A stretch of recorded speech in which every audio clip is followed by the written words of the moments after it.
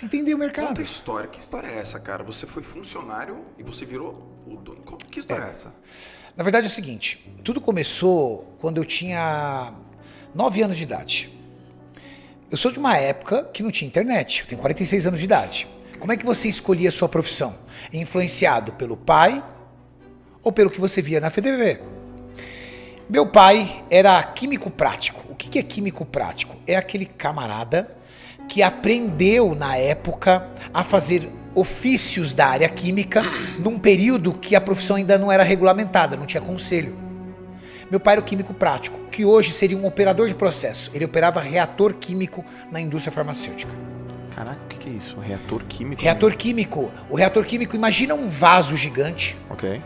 um cilindro gigante, com uma camisa externa onde corre vapor, onde você realiza transformações químicas ali dentro para produzir um medicamento. Teu pai é...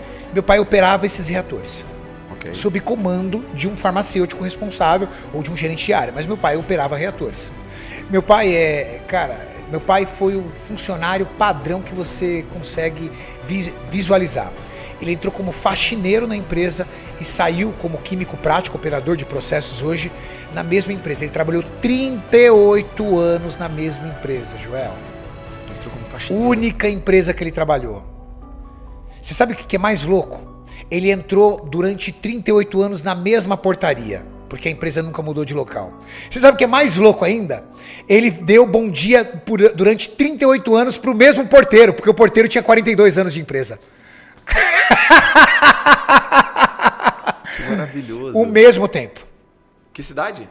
Cidade Dutra, Zona Sul de São Paulo, bairro de Interlagos.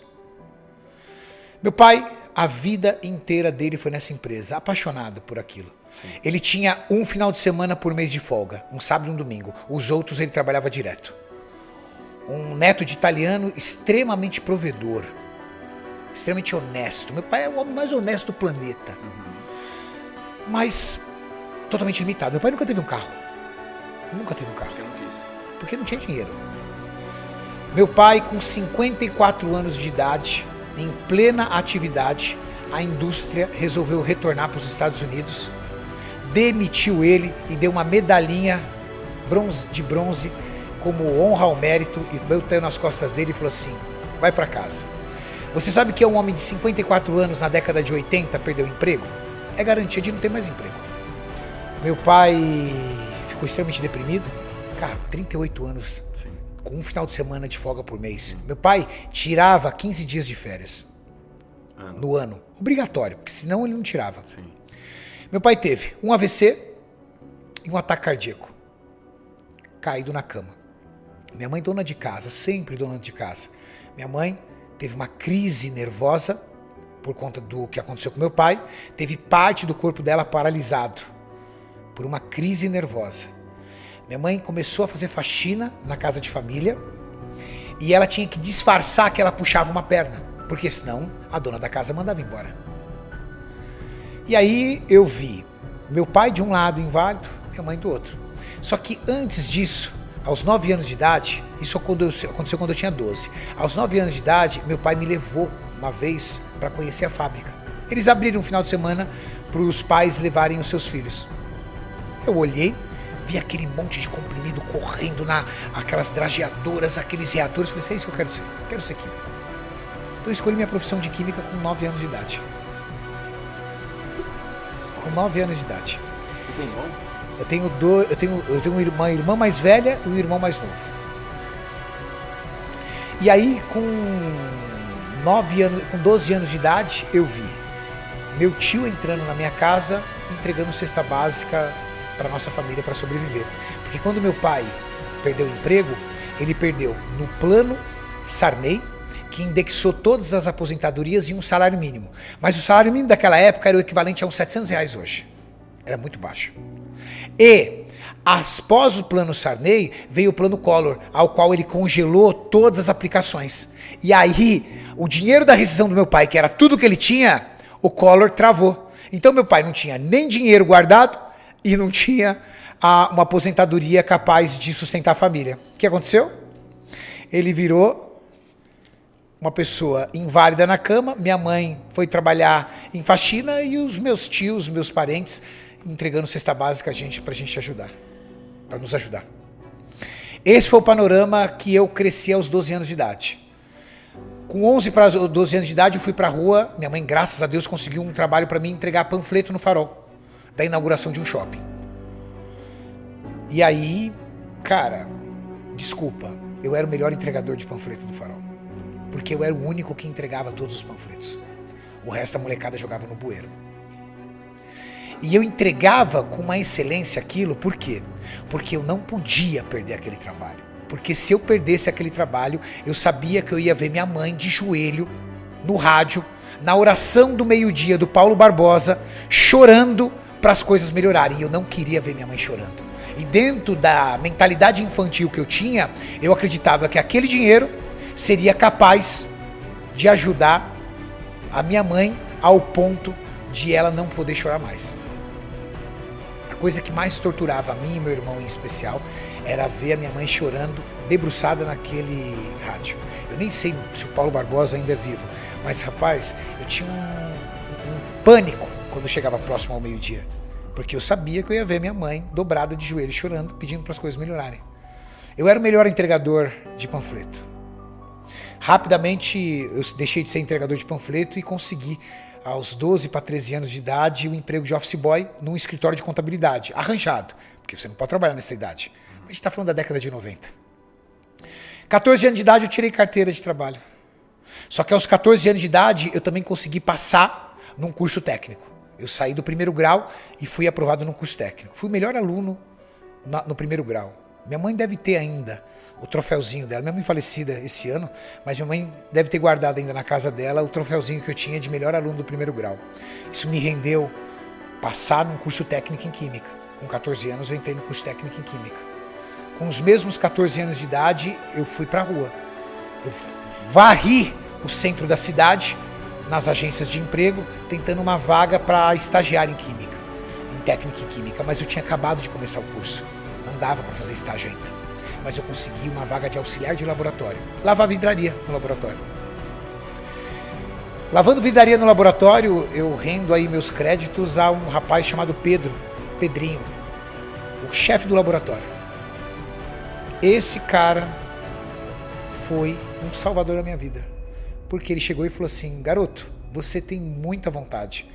Eu vou ensinar você muitas coisas da área química. E o cara que lavava vidro começou a fazer análise dentro de bancada de laboratório. Ele me ensinou muita coisa. Muita. O que ele me ensinou me permitiu que aos 15 anos de idade eu entrasse numa multinacional cosmética.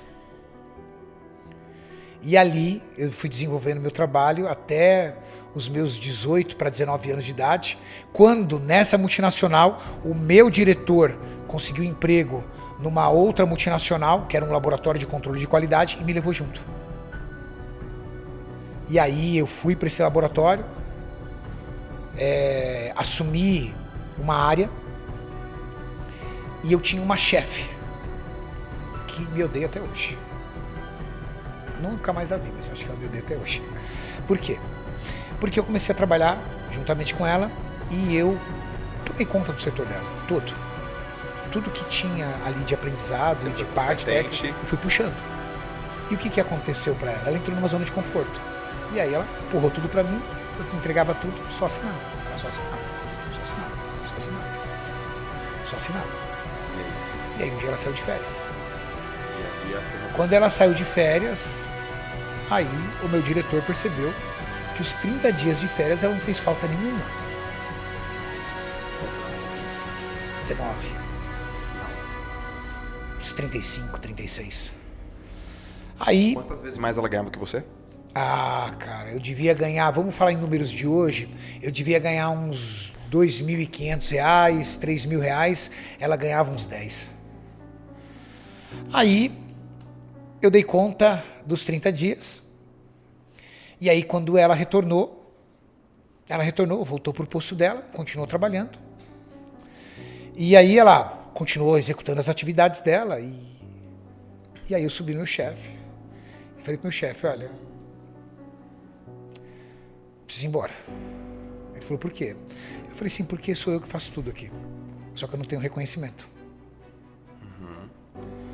Aí ele falou assim, não vai embora, tenha paciência. Só falou isso pra mim.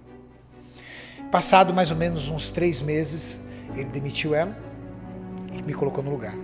E aí eu entrei para a história dessa multinacional como líder de área, porque eu me tornei o responsável técnico, o líder de área mais jovem da história dessa empresa.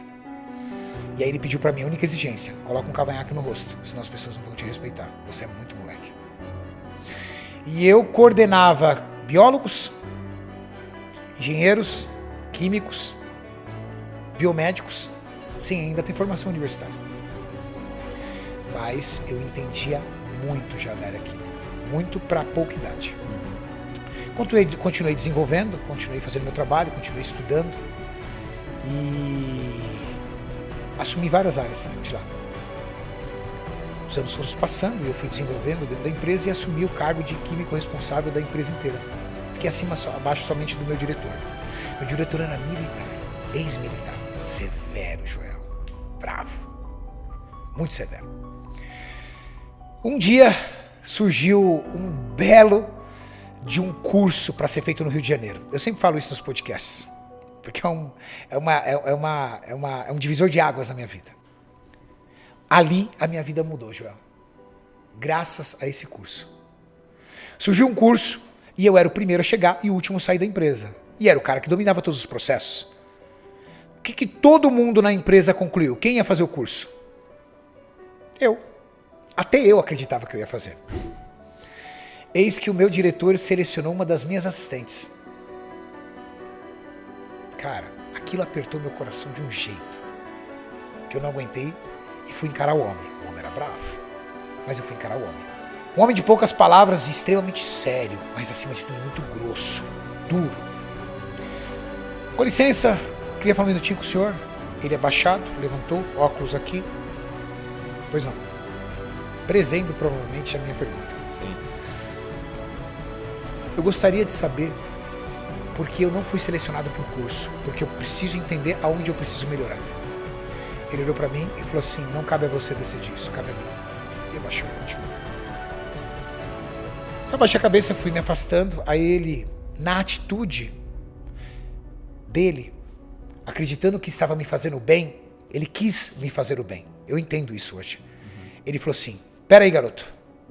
Ó, eu não te chamei para o curso porque você é essencial nessa empresa. Eu não posso ficar sem você aqui durante uma semana. Ele achou que ele estava me fazendo bem, me dando esse feedback. Eu respondi para ele, então o senhor está me punindo por ser competente? Caraca, que perspicácia que você teve na hora. O senhor está me punindo por ser competente? 2, 3 palavras de grosseria dele.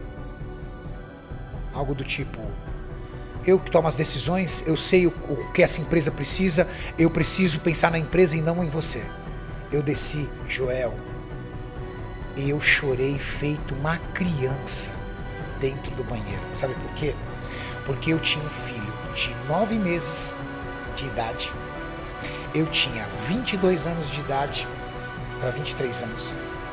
Eu era um moleque, todo ferrado financeiramente, devendo tudo, parcelado tudo, devendo faculdade, sem carro para andar.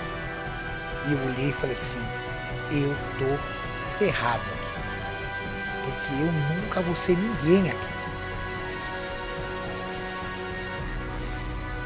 Eu subi na sala, cheguei nele e falei assim, olha, o senhor procura outra pessoa pro meu lugar que eu tô indo embora. Você tem certeza, garoto, do que você tá fazendo? O senhor pode procurar outra pessoa que eu tô indo embora. Catei e fui embora. Cara, quando eu cheguei em casa, falei pra minha companheira na época, mãe do meu filho Guilherme, o que eu fiz?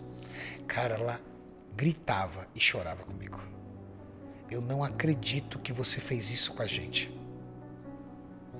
E eu tentando desesperadamente explicar pra ela, falou assim, olha, eu não consigo trabalhar mais lá nem um dia. Ela falou assim, eu não acredito.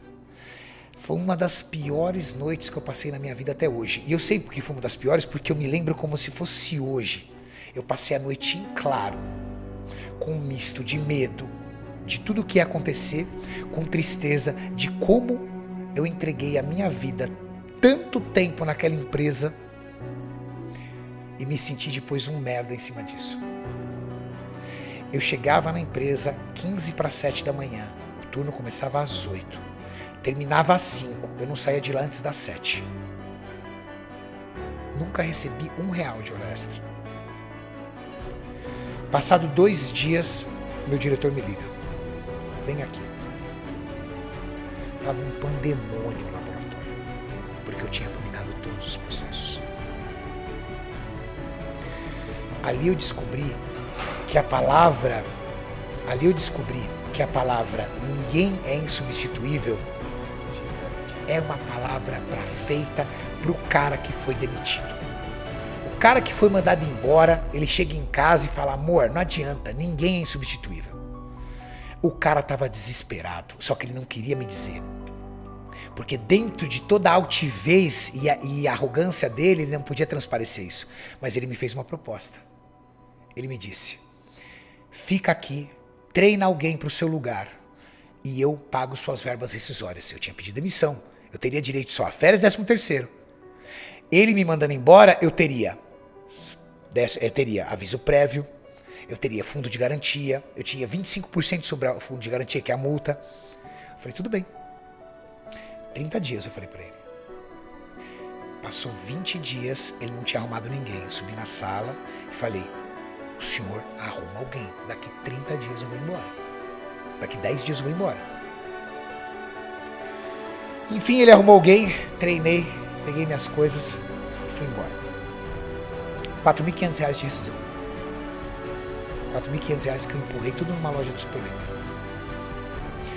Mas essa loja de suplemento me fez sócio de uma indústria farmacêutica 10 anos depois.